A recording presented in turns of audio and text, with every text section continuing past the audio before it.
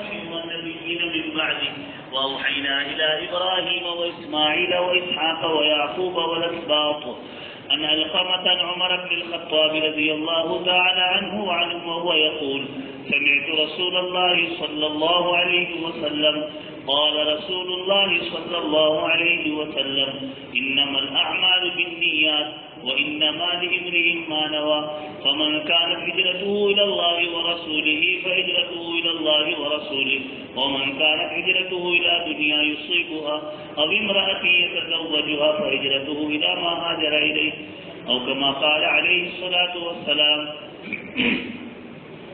وقال الله سبحانه وتعالى في القرآن المجيد والفرقان الحميد بعد أعوذ بالله من الشيطان الرجيم بسم الله الرحمن الرحيم أولئك الذين أنعم الله عليهم من النبيين والصديقين والشهداء والصالحين وحسن أولئك رفيقا. وقال النبي صلى الله تعالى عليه وسلم لا يؤمن أحدكم حتى يكون هواه تبعا لما جئت به أو كما قال عليه الصلاة والسلام. صدق الله مولانا العظيم وبلغنا رسوله النبي الأمي الكريم ونحن على ذلك لمن الشاهدين والشاكرين والحمد لله رب العالمين. درود شریف. اللهم صل على محمد وعلى آل محمد كما صليت على إبراهيم وعلى آل إبراهيم إنك حميد مجيد. جزا الله عنا محمدا ما هو أهله صلى الله عليه وسلم. محترم دوستو، بزرگوں اور عزیزوں، اللہ تبارک و تعالیٰ کا فضل ہے کہ اللہ تعالیٰ نے ہم سب کو دین کی اس مبارک مجلس میں بیٹھنے کی توفیق عطا فرمائی. لہذا ہمارے بھی ذمہ ضروری ہے کہ ہم اس مجلس کا حق ادا کریں، کیونکہ ہم سننے کا حق ادا کریں گے اللہ تعالی عمل کی توفیق دے. اس لیے دین کی بات کو طلب کے ساتھ ادب کے ساتھ سننا چاہیے. امام شافعی رحمۃ اللہ علیہ جب بھی بات کرتے تھے یوں فرماتے تھے لا تنظروا الى من قال انظروا الى ما قال. کہنے والا کون ہے اسے نہ دیکھو بلکہ بات کیا کہی جا رہی ہے اسے دیکھو. اس لیے ہمارا جو سننا ہے تو وہ اطاعت کے ساتھ ہو، یعنی اطاعت کے جذبے کے ساتھ ہو کہ ہم جو سنیں گے اس پر عمل کریں گے. ورنہ بات کے سننے میں تو یہود و نصارہ بھی بات کو سنا کرتے تھے، ہماری کوئی خصوصیت نہیں ہے. وہ بھی بات کہتے بھی تھے اور سنتے بھی تھے، لیکن یوں کہتے تھے سمعنا و عصینا، کہ ہم سنیں گے لیکن مانیں گے نہیں بلکہ نافرمانی کریں گے. یہ یہود و نصارہ کا بول ہوا کرتا تھا. تو ہمارا سننا ان کی طرح نہ ہو بلکہ ہمارا کہنا اور سننا صحابہ کی طرح ہو. صحابہ کہا کرتے تھے سمعنا و اطعنا، سنیں گے بھی اور مانیں گے بھی. فی مکرہنا و منشتنا، دل چاہے گا تو بھی مانیں گے، دل نہیں چاہے گا تو بھی مانیں گے، ہر حال میں مانیں گے. اور محترم دوستو بزرگوں، اللہ تبارک و تعالیٰ نے قرآن کریم میں ماننے والے اور نہ ماننے والے دونوں کے احوال بیان کیے، ماننے والوں کی بھی اور نہ ماننے والوں کی بھی. دونوں کے احوال کو اللہ تعالیٰ نے قرآن کریم میں ذکر کی. قرآن کریم میں جو 6 مضمون ہیں اس میں سے ایک مضمون ماننے والوں کا ہے، یعنی اچھوں کا تذکرہ، اور ایک مضمون نہ ماننے والوں کا ہے، یعنی بروں کا تذکرہ. قرآن کریم میں کل 6 مضامین کو اللہ تعالیٰ نے بیان فرمایا اجمالاً. تو وہ 6 میں سے ایک ماننے والوں کا ہے اور ایک نہ ماننے والا ہے. اس لیے اللہ تعالیٰ نے قرآن کریم میں شروع میں 2 دعائیں سکھلائی. شروع میں قرآن کریم میں ایاک نستعین اہدنا الصراط المستقیم، یہ 2 دعائیں اللہ نے قرآن میں سکھلائی. ایاک نستعین یعنی اللہ سے مدد مانگو. اللہ سے مدد مانگیں گے، اللہ کی مدد ملے گی تو دنیا اچھی بنے گی. اللہ مدد ملے گی تو دنیا اچھی بنے گی. دیکھو اللہ کی مدد کے بغیر دنیا بھی اچھی نہیں، اس لیے دنیا کی بھی اچھی ہونے کے لیے اللہ سے دعا مانگنی چاہیے. اللہ نے اور ایک جگہ قرآن میں دعا سکھلائی، ربنا آتنا فی الدنیا حسنۃ وفی الآخرۃ حسنۃ، کہ دنیا کی بھی اچھائی کو اللہ نے قرآن میں ہم کو مانگنے لگایا. اور یہ دعائیں مانگتے رہنا چاہیے. حضرت تھانوی رحمۃ اللہ علیہ فرماتے تھے کہ قبولیت کے بہت زیادہ قریب ہے وہ دعائیں، بلکہ قبول ہونا ہی ہے وہ دعائیں جو دعائیں اللہ نے قرآن میں سکھلائی، کیونکہ اللہ خود کہہ رہا ہے یہ مانگو. جیسے ہم کو کسی شخص سے ہم یہ کہے کہ تو مجھ سے یہ مانگ، تو کیا مطلب ہے کہ میں تجھے یہ دوں گا؟ ہمیں دینا ہے تبھی تو ہم اس سے کہتے کہ تو مجھ سے یہ مانگ، اور اگر دینا نہیں ہے تب تو نہیں کہتے. تو اسی طرح سے اللہ تعالیٰ کو دینا ہے. خانوی رحمۃ اللہ فرماتے تھے اسی لیے اللہ نے یہ دعائیں سکھلائی، ربنا آتنا فی الدنیا حسنہ. اور کتنی دعائیں جتنی قرآن میں ہے، خاص طور سے ان دعاؤں کو مانگنا چاہیے. جو دعائیں حدیث میں ہیں وہ دعاؤں کو مانگنا چاہیے، اور جس طرح کے الفاظ کے ساتھ آئی ہے اسی طرح سے مانگنا چاہیے. جی جیسے مثال کے طور پر اگر حدیث میں آیا ہے اللہم اجرنی من النار، تو اب اس کو اجرنا نہیں کرنا ہے، ہم کو اجرنی ہی پڑھنا ہے. کیوں؟ کیونکہ رسول اللہ صلی اللہ علیہ وسلم کی زبان مبارک سے جو الفاظ جس طرح سے نکلے ہیں اس کو اسی طرح سے ادا کرو، اسی میں برکت ہے. جیسے بعض لوگ پڑھتے نا لا الہ الا انت سبحانک انا کنا من الظالمین، تو پڑھنا منع نہیں ہے، لیکن وہ برکت نہیں ہے جو برکت انی کنت من الظالمین پڑھنے میں ہے. جو قرآن کے الفاظ انا کنا من الظالمین کی نہیں ہے، قرآن کے الفاظ ہے لا الہ الا انت سبحانک انی کنت من الظالمین. تو جو الفاظ کے ساتھ قرآن میں جو دعا آئی ہے وہ الفاظ کے ساتھ مانگنی چاہیے، جو الفاظ کے ساتھ احادیث میں دعا آئی ہے انہیں الفاظ کے ساتھ مانگنا چاہیے، کیونکہ برکت اس میں ہے. پھر بعض لوگ اس طرح سے کر دیتے تو کیا ہم ان پر اعتراض کریں؟ اعتراض کی بات نہیں ہے، لیکن اس میں برکت نہیں ہوگی جو برکت قرآن کی آیت کے پڑھنے میں ہے، جو برکت حدیث شریف سے دعا مانگنے میں ہے. تو اللہ نے ایک دعا سکھلائی ایاک نستعین، کہ یا اللہ ہم تجھی سے مدد چاہتے ہیں. مدد کرنے والا کون ہے؟ اللہ ہی ہے. ہاں اس لیے عادی چیزوں میں لوگوں سے مدد مانگ لے تو وہ گناہ نہیں ہے، لیکن غیر عادی چیزوں میں اگر لوگوں سے مدد مانگی جائے تو وہ شرک ہے. عادی چیزوں میں اگر لوگوں سے مدد مانگ لی جائے تو کوئی گناہ نہیں ہے، لیکن غیر عادی چیزوں میں اگر مانگی جائے تو وہ شرک بھی ہے. اس لیے مدد اللہ ہی سے مانگنی چاہیے، مدد اللہ ہی سے مانگنی چاہیے. دوسری دعا اللہ نے سکھلائی اہدنا الصراط المستقیم. اہدنا الصراط المستقیم، مدد ملے گی دنیا اچھی بنے گی، ہدایت ملے گی آخرت اچھی بنے گی. مدد ملے گی دنیا اچھی بنے گی، ہدایت ملے گی آخرت اچھی بنے گی. اہدنا الصراط المستقیم. اب ہدایت کیا ہے؟ تو دیکھیے ہدایت کی نسبت، ہدایت کی دعا نبیوں نے بھی مانگی، ہدایت کی دعا مسلمان بھی مانگتا ہے، ہدایت کی دعا کافر کے لیے بھی مانگی جاتی ہے. تو جب ہدایت کی دعا نبی کی طرف نسبت ہو تو اس وقت میں اس کے معنی ہوں گے ازداد ہدایت، اللہ ہدایت کو اور بڑھا دے اور بڑھا دے، کیونکہ نبی تو اعلیٰ درجے کی ہدایت یافتہ ہوتے. اور جب ہدایت کی نسبت مسلمان کی طرف ہو تو اس وقت میں اس کے معنی ہوں گے بقائے ہدایت، کہ اللہ ہدایت پر باقی رکھ. ہاں ہدایت تو اللہ نے شروع سے دے دی نا، استعداد اللہ نے رکھ دی. کل مولود یولد علی الفطرہ، ہر بچہ فطرت اسلام پر پیدا ہوتا، تو ہدایت تو اللہ نے دے دی. اب اس ہدایت پر اللہ باقی رکھ، کہیں وہ ہدایت چھن نہ جائے.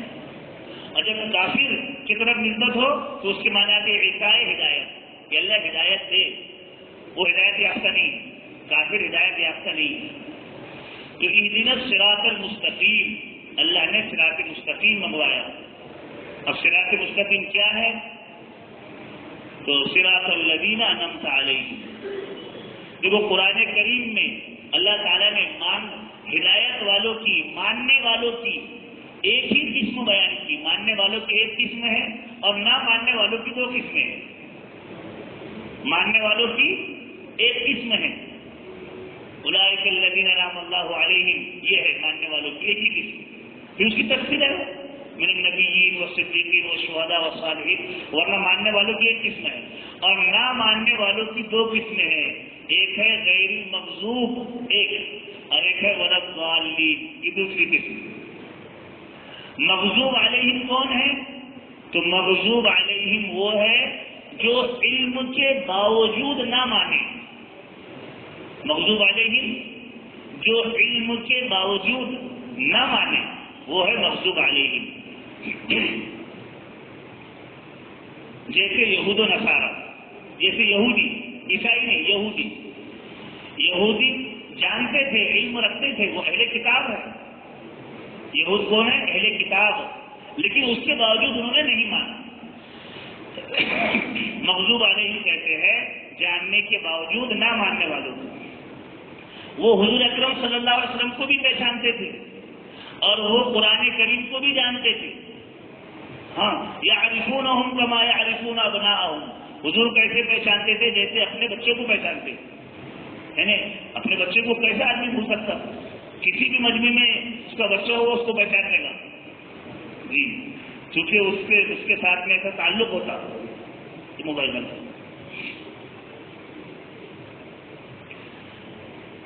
تو حضور اکرم صلی اللہ علیہ وسلم کو پہچانتے تھے. یعرفونہم کما یعرفون ابناءہم. قرآن کو بھی پہچانتے تھے چونکہ توریت انجیل میں بھی قرآن کے بارے میں وہ پڑھ چکے تھے، لیکن اس کے باوجود انہوں نے نہیں مانا. تو ایک نہ ماننے والوں کی قسم یہ ہے. لیکن میرے عزیزوں، قرآن کریم احسن کلام کو بیان کرتا ہے، لہذا یہ بات صرف یہود کے ساتھ خاص نہیں ہے. یہ بات صرف یہودیوں کے ساتھ خاص نہیں ہے. قرآن احسن کو بیان کر کے چھوڑ دیتا. گفت آیت در حدیث دیگرہ، ان کو بیان کر کے چھوڑ دیا، لیکن مراد اس سے قیامت تک کے آنے والا ہر وہ طبقہ ہے جو جاننے کے باوجود نہ مانے. ہاں، گفت آیت در حدیث دیگرہ. چونکہ قرآن کریم کا ایک خاصہ ہے کہ قرآن کا شان نزول خاص ہوتا ہے اور حکم اس کا عام ہوتا. جیسے مثال کے طور پر تبت یدا ابی لہب وتب، یہ سورت ابو لہب کے بارے میں خاص طور سے نازل ہوئی، لیکن مراد اس سے ہر وہ شخص ہے جو ابو لہب جیسا ہوگا. مراد اس سے ہر وہ شخص ہے جو ابو لہب جیسا ہوگا، وہ سب اس سے مراد ہے. تو قرآن احسن کو بیان کرتا اور باقی کا تذکرہ حدیثوں میں ہوتا. ہاں، قرآن کریم احسن کو بیان کر کے چھوڑ دیتا. تو اب جتنے لوگ چنانچہ آج دیکھو کتنے لوگ ہیں جو علم کے باوجود گمراہ ہیں. علم کے باوجود جتنے لوگ گمراہ ہیں وہ سب مغضوب علیہم میں شامل ہوں گے. علم کے باوجود جتنے لوگ، اب علم کے باوجود نہ ماننے کی وجہ کیا ہوتی؟ تو علم کے باوجود نہ ماننے کی وجہ ہوتی ضد. علم کے باوجود نہ ماننے کی ایک وجہ ہوتی ضد کی وجہ سے نہیں مانیں گے. حق تو واضح ہو گیا لیکن ضد کی وجہ سے نہیں مانیں گے. ایک ہوتی عناد، حق واضح ہو گیا لیکن اس کے باوجود عناد، دشمنی، اس کی وجہ سے نہیں مانیں گے. اور یہی ضد اور عناد سبب بنا ابو جہل کے اسلام نہ لانے کا. ہاں، حضور صلی اللہ علیہ وسلم نے تو دونوں کے لیے دعا کی تھی، اللہم اعز الاسلام بعمرین، کہ اللہ عمرین میں سے جو تجھے پسند ہو اس کو ہدایت دے دے. دونوں کے لیے دعا کی، لیکن ہدایت ملی عمر بن خطاب کو. عمر بن ہشام یعنی ابو جہل کو ہدایت نہیں ملی. کیوں نہیں ملی؟ اس میں ضد تھی، اس میں عناد تھا. تو نہ ماننے کی وجہ ضد ہوتی ہے، نہ ماننے کی وجہ عناد ہوتی ہے. تو جتنے لوگ، ہاں، یہ سب قیامت تک کے آنے والے اس میں شامل ہوں گے. اور ایسا ہوتا ہے. دیکھیے مثال کے طور پر حضور اکرم صلی اللہ علیہ وسلم نے ان جگہوں پر نماز پڑھنے سے منع فرمایا جہاں پر اللہ کا عذاب نازل ہوا. چنانچہ مزدلفہ سارا کا سارا ٹھہرنے کی جگہ ہے، الا وادی محصر. وادی محصر میں نہیں ٹھہر سکتے.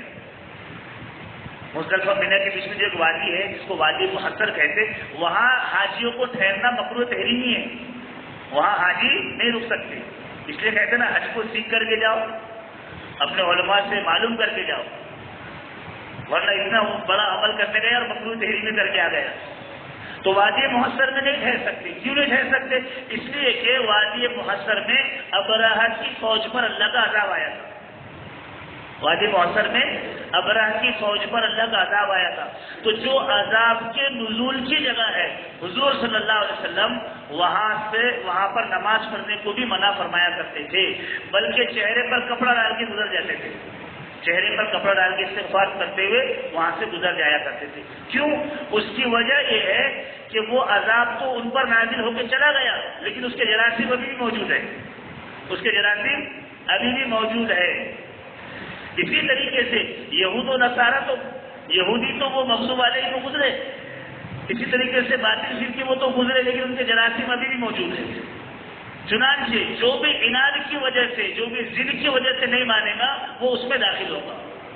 ہاں، جیسے ایک فرقہ گزرا معتزلہ، اب کتابوں کے اندر معتزلہ کی بحث پڑھائی جاتی اور اس کو سمجھایا جاتا، اب اس کی کیا ضرورت ہے، اب تو معتزلہ کوئی کہیں نظر نہیں آتے، تو مفتی سعید صاحب رحمۃ اللہ علیہ فرماتے تھے کہ اس کی ضرورت ہے، اس کی ضرورت یہ ہے کہ اس کے جراثیم ابھی بھی موجود ہے، لہذا ہر وہ باطل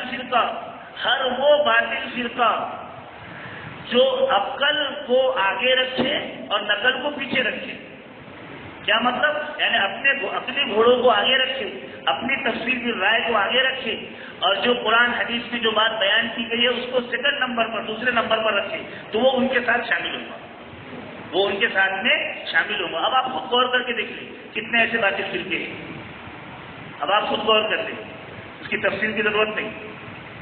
تو ہر وہ باطل فرقہ جو عقل کو نقل پر ترجیح دے، جو عقل کو نقل پر ترجیح دے، وہ معتزلہ کے ساتھ میں شامل ہوگا۔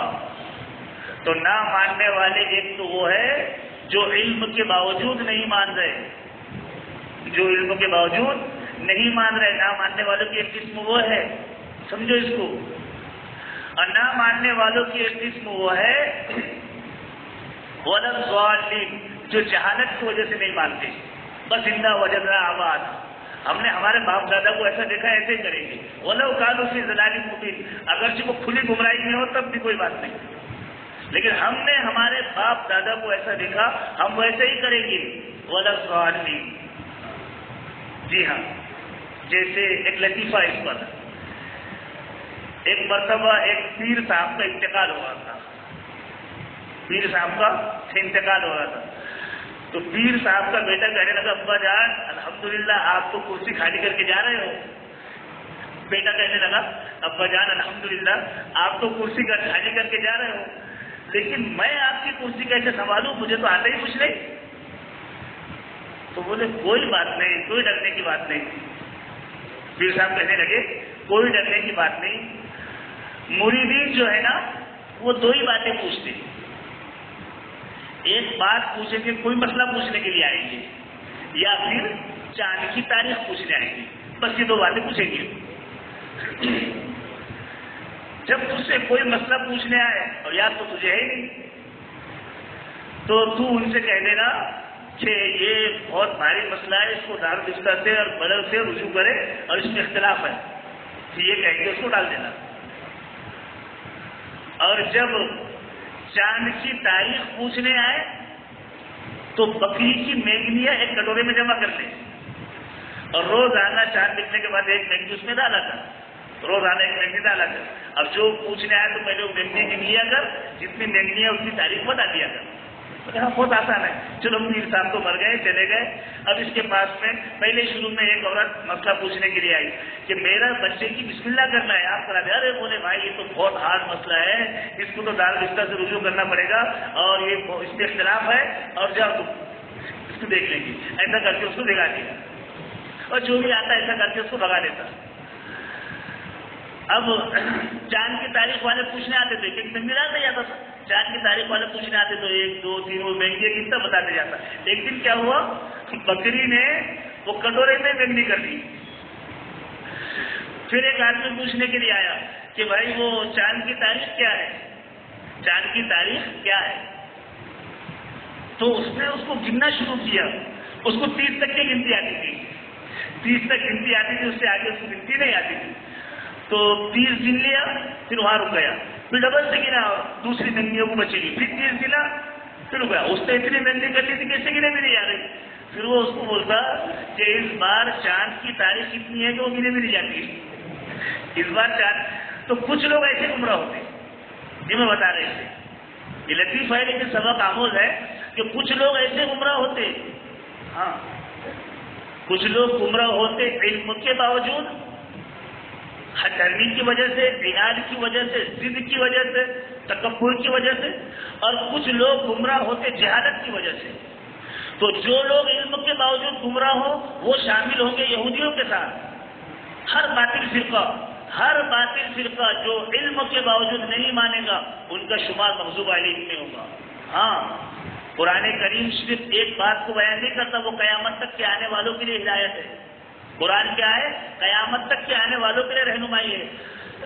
اسی لیے حضرت عمر رضی اللہ تعالیٰ عنہ جب قرآن کھولتے تھے تو اس کو چومتے، آنکھوں سے لگاتے، سر پہ رکھتے، سینے سے لگاتے اور کہتے ہاذا دستور ربی، ہاذا منشور ربی، یہ قرآن میرے رب کا دستور ہے، یہ میرے رب کا منشور ہے. ہاں، قرآن کریم یہ اللہ کی طرف سے بندوں کے نام پرین پتر ہے، لو لیٹر ہے. ہاں، قرآن کریم اللہ کی طرف سے بندوں کے لیے ہدایت نامہ ہے. جی، تو مغضوب علیہم میں سارے وہ باطل فرقے قیامت تک کے آنے والے شامل ہوں گے، اور ضالین میں وہ سارے قیامت تک کے آنے والے شامل ہوں گے جو جہالت کی وجہ سے پیچھے پڑے ہوئے تھے، جو جہالت کی وجہ سے. تو نہ ماننے والوں کی 2 قسمیں ہیں اور ماننے والوں کی ایک ہی قسم ہے. وہ ہے اولئک الذین انعم اللہ علیہم. کون ہے وہ؟ اہدنا الصراط المستقیم، یا اللہ ہمیں سیدھا راستہ دکھلا. صراط الذین انعمت علیہم، ان لوگوں کا راستہ جن پر تیرا انعام ہوا ہے. اور وہ کون ہے؟ اولئک الذین انعم اللہ علیہم، وہ لوگ جن پر اللہ کا انعام ہوا ہے. من النبیین، اس میں سب سے اول نمبر پر نبیین ہے، سب سے اول نمبر پر نبیین ہے، نبیوں والا راستہ. اب ہم میں سے کوئی نبی تو ہو نہیں سکتا کیونکہ دروازہ نبوت کا مکفل ہوا لوگوں. اب کوئی نبی آنے کا امکان نہیں ہے، اب کوئی نبی نہیں آ سکتا. ہاں، حضور نے فرمایا میرے بعد 30 جھوٹے ہوں گے. اب وہ کوئی نبوت کا دعویٰ کرے گا وہ جھوٹے ہوں گا. ثلاثون دجالون کذابون، وہ جھوٹے ہوں گے. نبی تو کوئی نہیں آئے گا. حضور صلی اللہ علیہ وسلم آخری نبی ہے. لیکن ہاں، حضور کی برکت سے من النبیین والصدیقین، صدیقین ہوں گے، شہداء ہوں گے، صالحین ہوں گے. نبی کوئی نہیں ہوگا لیکن ہاں صدیقین ہوں گے، شہداء ہوں گے اور صالحین ہوں گے. جی ہاں، چنانچہ صدیقین قیامت تک ہوتے رہے گی، صدیقین قیامت تک ہوتے رہے گی. ابو بکر یہ تو صدیق اکبر ہے، ابو بکر یہ تو صدیق اکبر ہے. ان کو جو صدیق کا لقب ملا تو وہ کس دن ملا؟ جب حضور اکرم صلی اللہ علیہ وسلم معراج میں گئے. جی ہاں، سبحان الذی اسری بعبدہ لیلا من المسجد الحرام الى المسجد الاقصى. اللہ تعالیٰ نے حضور صلی اللہ علیہ وسلم کو لیلاً، رات کے کچھ ہی حصے میں مسجد حرام سے مسجد اقصیٰ لے گیا. کتنا لمبا فاصلہ ہے. مسجد اقصیٰ ہمارا قبلہ اول، قبلہ اول کی سستی سے ہے مسلم گیا. ہمارا قبلہ اول جہاں یہودیوں کا ظلم ہو رہا ہے، ظالموں کا. تو ہمارے نبی صلی اللہ علیہ وسلم مسجد حرام سے مسجد اقصیٰ گئے. پھر مسجد اقصیٰ سے سیڑھی لگا کر یہاں تک تو براق سے سفر ہوا، پھر وہاں سے سیڑھی اس کی جو شکل تھی آسمان پر، پھر پہلا آسمان، دوسرا آسمان، تیسرا آسمان، چوتھا آسمان، 5واں، 6واں، 7واں. پھر وہاں انبیاء علیہ السلام سے ملاقات، پھر سدرۃ المنتہا، پھر جبرائیل علیہ السلام بھی رک گئے. پھر حضور صلی اللہ علیہ وسلم آگے گئے. فکان قاب قوسین او ادنی، پھر اللہ سے خوب باتیں ہوئی. ہاں، اللہ سے راز و نیاز کی خوب باتیں ہوئی حضور صلی اللہ علیہ وسلم کی، کیونکہ حضور صلی اللہ علیہ وسلم کی معراج جسمانی اور روحانی دونوں تھی. تو جسم کے ساتھ آپ اوپر گئے اور اللہ سے خوب باتیں ہوئی حضور صلی اللہ علیہ وسلم کی، اور پھر اللہ تعالیٰ نے فرمایا میرے لیے کیا تحفہ لائے ہو؟ پھر وہ التحیات للہ والصلوات تحفہ حضور نے پیش کیا، پھر اللہ نے سلام کیا السلام علیکم ایھا النبی۔ تو ہمارے نبی صلی اللہ علیہ وسلم کی ہم سے محبت، ہمارے نبی صلی اللہ علیہ وسلم کی ہم سے محبت، جب حضور نے تحفہ پیش کیا کہ یا اللہ میری جانوی مالی بدنی قولی عملی ساری عبادتیں یا اللہ تیرے لیے، تو اللہ نے خوش ہو کر کے کہا السلام علیکم ایھا النبی۔ حضور صلی اللہ علیہ وسلم کو اللہ نے سلام کہا، تو حضور صلی اللہ علیہ وسلم نے وہاں بھی ہمیں نہیں بھولے۔ یہ ہمارے نبی کی ہم سے محبت۔ میرے عزیزو دوستو بزرگوں، حدیث شریف میں آتا ہے کہ جنتی لوگ جنت میں جب اللہ کا دیدار ان کو نصیب ہوگا تو حور و قصور محلات ساری چیزوں کو بھول جائیں گے اللہ کے دیدار کے سامنے۔ ہاں، چونکہ اللہ ہے ہی ایسے۔ جی ہاں، اسی لیے جب کوئی اللہ کے راستے میں شہید ہوتا نا، جیسے حدیث میں ہے کہ صحابی شہید ہو رہے اور کہہ رہے فزت ورب الکعبہ، حضرت سمیہ رضی اللہ عنہ شہید کی جا رہی اور فرما رہی فزت ورب الکعبہ۔ حضرت آسیہ بنت مزاحم جو فرعون کی بیوی تھی دنیا میں، وہ جب شہید کی جا رہی تو وہ مسکراتے ہوئے جا رہی۔ کیوں؟ کیونکہ ہمارے نبی صلی اللہ علیہ وسلم نے ارشاد فرمایا کہ جب شہید اللہ کے راستے میں شہید ہوتا ہے تو اللہ تعالیٰ وہ پردہ ہٹا کر اپنا دیدار ان کو کراتے ہیں، تو یہ ساری تکلیف بھول جاتی ہے۔ ارے یوسف علیہ السلام کو دیکھ کر کسی کی عورتیں انگلیاں کاٹ گئی اور ان کو پتہ بھی نہیں چلا، قطعنا ایدیہن، اپنی انگلیاں کاٹ گئی، ان کو پتہ بھی نہیں چلا۔ یوسف علیہ السلام کا حسن تو حضور صلی اللہ علیہ وسلم سے بھی کم تھا، کیونکہ امی عائشہ فرماتی ہے لوام زلیخۃ لو رأینا جبینہ لقطعنا قلوبہن علی الایادی، کہ یوسف علیہ السلام کے لیے اپنی انگلیاں کاٹنے والی اگر میرے محبوب صلی اللہ علیہ وسلم کو دیکھ لیتی تو اپنے کلیجے چبا جاتی، کلیجے پر سوئیاں چلا لیتی، ان کو پتہ بھی نہیں چلتا۔ تو یہ تو نبیوں کا حسن ہے، اور اللہ کا حسن تو اللہ کا حسن اللہ کے دیدار کے بعد جنت کی حور قصور سب کو بھول جائے گی۔ لیکن قربان جائے سرکار عربی صلی اللہ علیہ وسلم کو کہ آپ اپنی امت کو وہاں بھی نہیں بھولیں۔ اللہ کو دیکھ رہے ہیں، اللہ سے بات ہو رہی، اللہ سے کلام ہو رہا ہے، اور جب اللہ نے کہا السلام علیکم ایھا النبی تو ہمارے آقا نے فرمایا وعلی عباد اللہ۔ امراوتی والے، گجرات والے، ان کا کیا؟ وعلی عباد اللہ الصالحین، یعنی ہم کو بھی ہمارے نبی نے شامل فرمایا۔ تو بہرحال یہ پورا معراج کا واقعہ لیلاً رات کے کچھ حصے میں ہوا۔ جب ابوبکر صدیق رضی اللہ تعالیٰ عنہ کے پاس یہ بات پہنچی کہ کوئی یہ کہے کہ میں رات کے چھوٹے سے حصے میں 1000 کلومیٹر سے زیادہ مسجد اقصیٰ کا فاصلہ، وہاں بھی گیا، پھر آسمان پر گیا، پھر ایک آسمان کا کتنا فاصلہ، اور پھر سدرۃ المنتہا، پھر عرش معلیٰ، یہ سارا گھوم کر کے ایک ہی رات کے کچھ حصے میں آ گیا، پوری رات بھی نہیں۔ تو ابوبکر صدیق رضی اللہ عنہ نے فرمایا کہ وہ ہے کون کہنے والے؟ بولے تمہارے دوست محمد صلی اللہ علیہ وسلم۔ تو کہا یہ تو بہت چھوٹی بات ہے، ہم تو اس سے بھی بڑی بڑی باتیں ان کی مانتے ہیں، یہ تو کوئی بہت معمولی ہے۔ تو اس دن حضور صلی اللہ علیہ وسلم نے ان کو صدیق کا لقب دیا۔ صدیق سچ بولنے والے کو نہیں کہتے، صدیق کہتے ہیں حق سامنے آنے کے بعد اس کے سامنے تسلیم خم کرنے والے کو، حق سامنے آنے کے بعد اس کو مان لینے والے کو صدیق کہتے ہیں۔ صدیق سچ بولنے والے کو نہیں کہتے، صدیق کہتے ہیں حق بات کو مان لینے والے کو، اسے صدیق کہتے ہیں۔ تو صدیق ابو بکر تو صدیق اکبر ہے، امت میں قیامت تک صدیق ہوتے رہے گی، چھوٹے چھوٹے صدیق قیامت تک ہوتے رہے گی، وہ ابو بکر صدیق تھے۔ تو پہلا درجہ صدیق میں ابو بکر کا ہے، لیکن اس کا مطلب یہ نہیں کہ صحابہ صدیق نہیں ہے، سارے صحابہ صدیق ہے۔ ابو بکر صدیق اکبر ہے اور باقی تمام صحابہ صدیق ہے۔ ہاں، ابو بکر صدیق اکبر ہے، باقی تمام صحابہ صدیق ہے۔ چنانچہ میرے عزیز دوستو بزرگوں، میں انہی صدیقین میں سے ایک صدیق کا واقعہ آپ کو اور اس کے متعلق، چونکہ ماشاءاللہ ہماری جماعت بحرین گئی تھی، تو بحرین میں کس طریقے سے اسلام پھیلا، بحرین میں کس طریقے سے دین آیا، کس طریقے سے محنتیں آئی، اس کے متعلق آپ کو بتاؤں۔ ابو بکر صدیق اکبر، انہی صدیقین میں سے ایک صدیق تھے اعلی حضرمی رضی اللہ تعالیٰ عنہ. اعلی حضرمی اعلیٰ درجے کے صحابی، اعلی حضرمی رضی اللہ تعالیٰ عنہ. صحابہ تو سارے ہی اعلیٰ درجے کے ہیں. یہ صحابہ میں جو درجہ بندی کی جاتی ہے صحابہ کے اعتبار سے، ورنہ ہمارے اعتبار سے تو ہمارے زمانے کا کتب افضال کوئی بھی ان کا مقابلہ نہیں کر سکتا، کسی بھی صحابی کا مقابلہ نہیں کر سکتا. اس صحابی کا بھی مقابلہ نہیں کر سکتا جنہوں نے ایک وقت کی بھی نماز نہیں پڑھی اور جنہوں نے ایک بھی روزہ نہیں رکھا، حج بھی نہیں کیا، یعنی اسلام لائے اور شہید ہو گئے.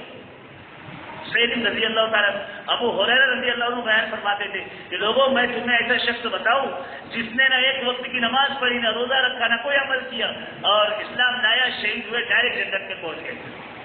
حسین رضی اللہ تعالیٰ عنہ احد میں، جنگ احد کے اندر، تو ان صحابہ کا بھی مقابلہ نہیں کر سکتا کوئی. ہاں ہمارے آقا نے فرمایا، کیونکہ ان کو بشارت مل چکی ہے کلی طور پر، وَكُلًّا وَعَدَ اللَّهُ الْحُسْنَى. اتنی بڑی بشارت پوری کائنات میں کسی کو بھی نہیں ملی، پورے طبقے کو ایک ساتھ اتنی بڑی بشارت جو حضور کے صحابہ کو ملی کسی کو بھی نہیں ملی. وَكُلًّا وَعَدَ اللَّهُ الْحُسْنَى، اللہ نے یہ سب کے لیے جنت کو لکھ دیا. اور حضور صلی اللہ علیہ وسلم نے ان کو بشارت سنا دی، لا تمس النار علی من رآنی، جس نے مجھے دیکھا اس کو آگ نہیں چھو سکتی. ہاں اسی لیے امام شافعی رحمۃ اللہ علیہ فرمانے لگے کہ امیر معاویہ رضی اللہ تعالیٰ عنہ پر جب عمر بن عبدالعزیز کو فضیلت دی جا رہی تھی رحمۃ اللہ علیہ، جو 5ویں خلیفہ راشد عمر بن عبدالعزیز رحمۃ اللہ علیہ، تو حضرت امام شافعی رحمۃ اللہ علیہ فرمانے لگے کہ لغبار الذی، کہ وہ غبار دخل فی فرس یعنی فی معاویہ، وہ غبار جو حضور صلی اللہ علیہ وسلم کے ساتھ جہاد کرتے ہوئے، جو حضور صلی اللہ علیہ وسلم کے ساتھ جہاد کرتے ہوئے معاویہ بن ابی سفیان رضی اللہ عنہما کے گھوڑے کے ناک میں گیا، وہ غبار بھی خیر من عمر بن عبدالعزیز مروانی وہ اویس القرنی، کہ وہ غبار بھی عمر بن عبدالعزیز مروانی سے بہتر ہے. اور وہ غبار بھی اویس قرنی جو کہ اعلیٰ درجے کے تابعی ہے، جن کو خضرمین تک کہتے ہیں، کہ بعض لوگ ان کو صحابہ میں شمار کرتے، بعض تابعین میں، لیکن اصل بات یہ کہ تابعین تھے، کیونکہ انہوں نے حضور صلی اللہ علیہ وسلم کا زمانہ پایا، لیکن ماں کی خدمت کی وجہ سے، حضور کے عشق میں، حضور کی محبت میں. حضور کی محبت کیا تھی کہ حضور صلی اللہ علیہ وسلم نے ماں کی خدمت کرنے کے لیے ترغیب دی ہے. ہاں حضور صلی اللہ علیہ وسلم نے ماں کی خدمت کرنے کی ترغیب دی. آپ نے فرمایا کہ تمہاری ماں کے قدموں کے نیچے جنت ہے. آپ نے فرمایا کہ اگر میری ماں زندہ ہوتی اور وہ مجھے میں نماز پڑھ رہا ہوتا اور مجھے آواز دیتی تو میں نماز توڑ کے چلا جاتا. اسی لیے سنو، بخاری میں قصہ نقل کیا گیا ہے، جریج کو وہ نماز پڑھ رہے تھے، ماں نے آواز دیا، وہ نماز توڑ کے نہیں گئے. ان کی ماں نے کہا کہ تو کسی رنڈی کا منہ دیکھے، ماں نے بدعا دے دی تھی، حالانکہ وہ نماز پڑھ رہے تھے. چنانچہ واقعہ یہ ہوا کہ ان پر سے زنا کا الزام لگ گیا کہ اس نے زنا کیا. ایک باندھی تھی، اس کے ساتھ میں اس نے زنا کیا اور وہ بچہ بھی پیدا ہو کے آیا، بولیے اس کا باپ یہ ہے. تو جریج کو منہ کالا کر کے گھمایا گیا، سزا دی گئی نعوذ باللہ.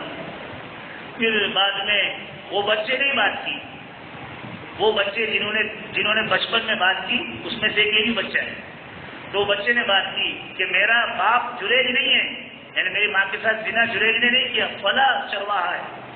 پھر لوگ جریج کو بڑی عزت کے ساتھ میں اس کی عزت کرنے لگے. تو کہنے لگے نہیں بھائی، اس میں قصور تمہارا نہیں ہے، قصور میرا ہے کہ میری ماں نے مجھے آواز دیا تھا، میں نہیں گیا. جی ہاں اس لیے یاد رکھو، حضرت عمر رضی اللہ تعالیٰ عنہ نے وہ شخص کلاب بن امیہ جو اپنے ماں باپ کو خستہ حالی میں چھوڑ کر کے جہاد میں چلے گئے تھے اور ان کے ماں باپ بالکل اشعار پڑھ رہے تھے بستر پر سوتے ہوئے، تو حضرت عمر رضی اللہ عنہ مارا، ان کو بلایا اور مارا. کہا جب تک تیرے ماں باپ ہیں تو کہیں نہیں جا سکتا، جب تک تیرے ماں باپ زندہ ہے ان کی خدمت کر. تو ان کا بہت بڑا مقام ہے، ماں باپ کا بہت بڑا مقام ہے. تو اویس قرنی رحمۃ اللہ علیہ نے ماں کی خدمت کی وجہ سے حضور صلی اللہ علیہ وسلم کا دیدار نہیں کیا، لیکن حضور نے ان کے فضائل بھی بیان فرمائے. لیکن یہ سب کے باوجود جو صحابہ حضور کی صحبت میں رہے ہیں ان کا مقام ان کو نہیں مل سکا. وہ سب کے باوجود، ساری عشق و محبت کے باوجود، ساری بشارتوں کے باوجود جو مقام حضور صلی اللہ علیہ وسلم کے صحابہ کا ہے وہ مقام کو یہ نہیں پہنچ سکی. تو صحابہ تو سارے ہی اعلیٰ درجے کے ہیں رضوان اللہ علیہ مجمعین، اور صحابہ سارے ہمارے ایمان کا حصہ ہے. اسی لیے یاد رکھو دارالعلوم دیوبند دو چیزوں میں بہت محتاط ہے، نبیوں کی شان میں گستاخی، صحابہ کی شان میں گستاخی. اس کو ہرگز برداشت نہیں کریں گے کیونکہ یہ اعلیٰ درجے کے گمراہ فرقوں کی علامت ہے. ہاں، ایسا شخص اہل سنت والجماعت سے قطعاً یقینی طور پر خارج ہے جو شخص نبیوں کے شان میں گستاخی کرے، جو صحابہ کے شان میں گستاخی کرے. ہاں، صحابہ کے شان میں گستاخی، نبیوں کے شان میں گستاخی یہ برداشت نہیں ہوتی. تو حضرت اعلیٰ حضرمی رضی اللہ تعالیٰ عنہ من النبیین والصدیقین، وہ صدیقین میں سے ایک یہ بھی ہے. یہ بحرین کے اندر الحمدللہ ماشاءاللہ محنت کے لیے، دین کے لیے اور اللہ کے راستے میں محنت کرنے کے لیے، جہاد کے لیے وہاں پر پہنچے تھے. اور کہاں سے آئے تھے؟ سمندر کے راستے سے پہنچے تھے. سمندر کے راستے سے صحابہ ساری دنیا میں پھیل گئے. صحابہ، اور پھر وہیں پر قبر بھی بنی تھی. صحابہ نے ساری دنیا میں اپنی دین کے لیے قبریں بنائی. جی ہاں، چونکہ حضور صلی اللہ علیہ وسلم نے جب یہ ارشاد فرمایا بلغوا انی ولو آیا اور فلیبلغ الشاہد الغائب، کہ تم نے کا حاضر غائب تک پہنچا دے، تو صحابہ رضوان اللہ علیہ مجمعین کی ایک جماعت ہندوستان کی طرف نکلی، جو گجرات کے جو علاقہ ہے ادھر آئی تھی، اور ایک جماعت محمد بن قاسم تو بعد میں آئے، ہندوستان فتح ہوا، اسلام تو اس سے پہلے آ چکا تھا، اسلام اس سے پہلے آ چکا تھا. اور ایک جماعت یورپ کی طرف گئی تھی، ایک جماعت افریقہ کی طرف گئی. تو صحابہ سارے عالم کے اندر پھیلے، اور پھر جانے کے بعد وہ وہاں پر اپنی قبریں بھی بناتے تھے. تو اعلیٰ حضرمی رضی اللہ تعالیٰ نے وہاں پر آئے، وہاں محنت کی، الحمدللہ اسلام زندہ ہوا، اور اسلام وہاں پر اسلام پھلا پھولا. چنانچہ وہاں جو لوگ ہیں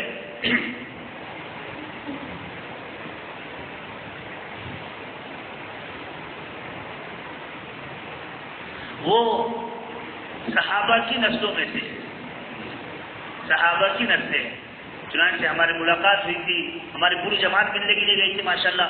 پہلے ہی شخص جن سے جانے کے بعد دوسرے دن تو وہ حضرت عبداللہ بن عباس رضی اللہ تعالیٰ عنہ کے خاندان سے تھے.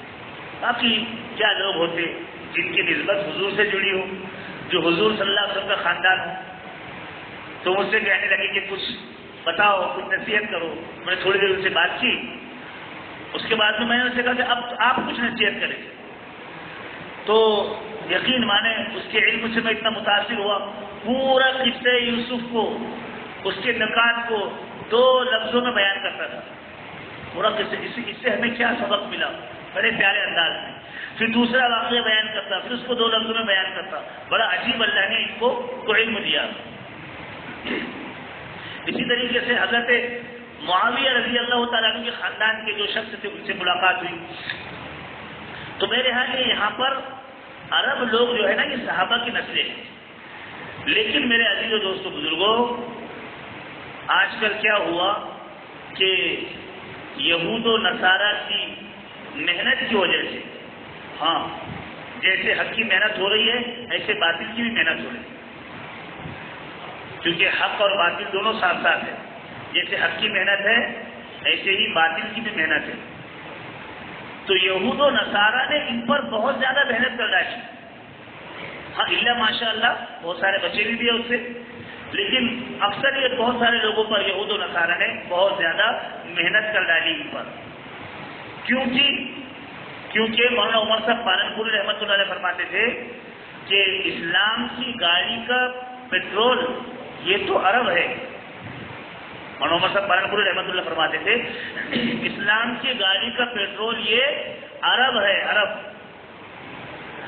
اور رہا ہمارا مسئلہ تو ہم بغیر پیٹرول کی گاڑی دھکے دے کے چلا رہے ہیں. اصل اسلام کی گاڑی کا پیٹرول یہ ہے. اس لیے یہودیوں کی جو محنت ہوتی نا وہ میڈلسٹ پر زیادہ ہے. ہم پر بھی ہے ان کی محنت، ہمیں بھی گمراہ کرنے کی کوشش کرتے، لیکن ہم پر کم ہے، ان پر ان کی محنت زیادہ ہوتی. جی ہاں، کیونکہ ان کو پتہ ہے ان کو پتا ہے کہ اسلام کی گاڑی کا جو پیٹرول ہے وہ عرب ہے. اس لیے بھائی اللہ تعالیٰ معاف فرمائے، میں ان کی برائی میں تبصرہ نہیں کر رہا، لیکن آپ کو کارگزاری کے طور پر اس لیے بتا رہا ہوں کہ ہم کو اللہ تعالیٰ نے ایک محنت دی ہے، لہذا ہم اس محنت کے ذریعے سے ہم اللہ انشاءاللہ وہ عمل کر سکتے کہ بغیر پیٹرول کی گاڑی دھکے دے کے چلا کے پیٹرول والی گاڑی کو چالو کرنے کی محنت اللہ نے ہم کو دی ہے.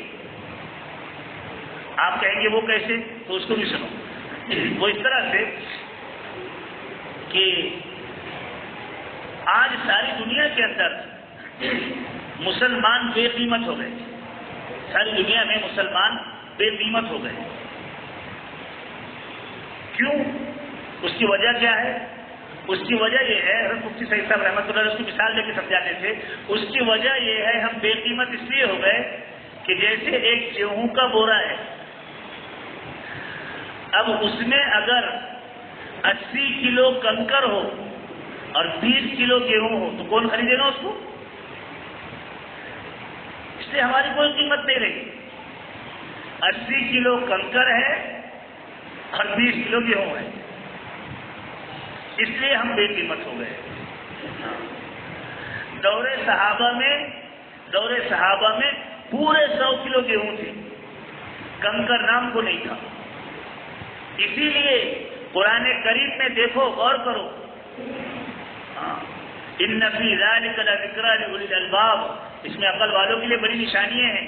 قرآن کریم میں غور کرو تو اللہ تعالیٰ نے برائیوں میں کہیں بھی صحابہ کا تذکرہ نہیں کیا، چونکہ ایک بھی فرد ایسا بتانے کے لیے نہیں تھا کہ جس کا برائی میں تذکرہ کیا جائے. یہ تھا صحابہ، یہ تھی دور نبوت. برائیوں میں تذکرہ کس کا ہوا؟ یہود و نصارہ کا.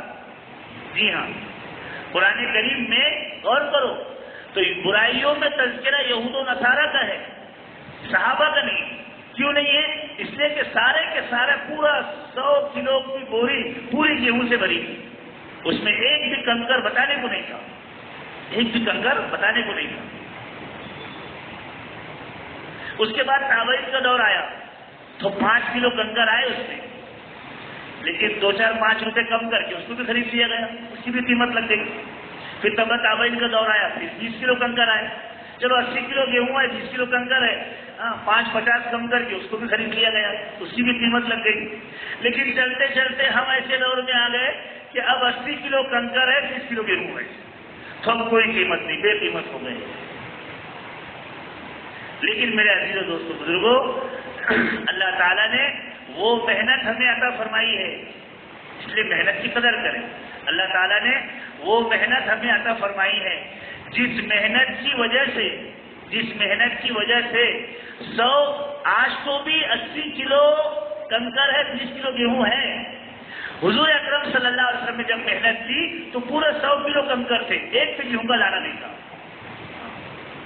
حضور اکرم صلی اللہ علیہ وسلم نے جب محنت کی، حضور صلی اللہ علیہ وسلم نے جب محنت کی تو پورے 100 کلو کنکر تھے، ایک بھی گیہوں کا دانہ نہیں تھا. اور پورے 100 کلو کنکر کو حضور صلی اللہ علیہ وسلم نے اپنی انتھک محنتوں سے، تن توڑ محنتوں سے، لگاتار محنتوں سے، اللہ سے مانگ کر محنتیں کر کے وہ سارے کنکر کو گیہوں میں بدل دیا. ورنہ پہلے حال کیا تھا؟ جمعہ ان کے دن رات کی دل لگی تھی، شراب ان کے مٹھی میں ہر دم پلی تھی. جمعہ ان کے دن رات کی دل لگی تھی، شراب ان کے مٹھی میں ہر دم پلی تھی. جس کے ہاں جتنی پرانی شراب ہوتی وہ اتنا معزز سمجھا جاتا تھا. جی ہاں، اس سے دل لگایا کرتے تھے، ساری برائی ہے، لیکن حضور صلی اللہ علیہ وسلم کی محنت کی وجہ سے. تو اسی طرح سے اللہ تبارک و تعالیٰ نے ہمیں بھی حضور صلی اللہ علیہ وسلم کی برکت سے وہ محنت دی ہے، ہمیں بھی وہ محنت دی ہے کہ اگر ہم محنت کو کریں گے اور تو بھائی آج تو بھی 20 کلو گیہوں ہے تو یہ کنکر بھی گیہوں میں تبدیل ہوں گے، لیکن اس کے لیے محنت کرنی پڑے گی. تو میں بتا رہا تھا کہ صحابہ رضوان اللہ علیہ مجمعین نے آ کر کے وہاں پر محنت کی، وہاں پر محنت کی، انہوں نے اصل محنت کی. یہ بھی بات یاد رکھنا، صحابہ نے اصل محنت کی، ہم اس کی نقل کر رہے ہیں. ہمارا کام، ہماری محنتیں دعوت و تبلیغ ہو، مدارس ہو، خانقاہ ہو، یہ سب نبیوں کی محنتیں ہیں. ہاں، نبی کی محنت صرف دعوت و تبلیغ ہی نہیں ہے، یعنی یہ موجودہ شکل خانقاہ یہ بھی نبیوں کی محنت ہے، وَيُزَكِّيهِمْ وَيُعَلِّمُهُمُ الْكِتَابَ، خانقاہ یہ بھی نبیوں کی محنت ہے، مدارس یہ بھی نبیوں کی محنت ہے، اور دعوت یہ بھی نبیوں کی محنت ہے۔ تو یہ جتنی محنتیں ہیں ہماری، یہ سب صحابہ کی محنت کے ساتھ ملحق ہے، صحابہ کی محنت کے ساتھ ملحق ہے۔ جیسے حج کے بیان میں آپ نے سنا ہوگا، کچھ ہے حج کے فرائض اور کچھ وہ ہے جو فرائض کے ساتھ ملحق ہے، جڑے ہوئے ہیں۔ تو جو درجہ فرائض کا ہوتا، جو مقام وہ ملحق کا نہیں ہوتا، لیکن اہمیت دونوں کی برابر ہوتی، اہمیت دونوں کی ہوتی۔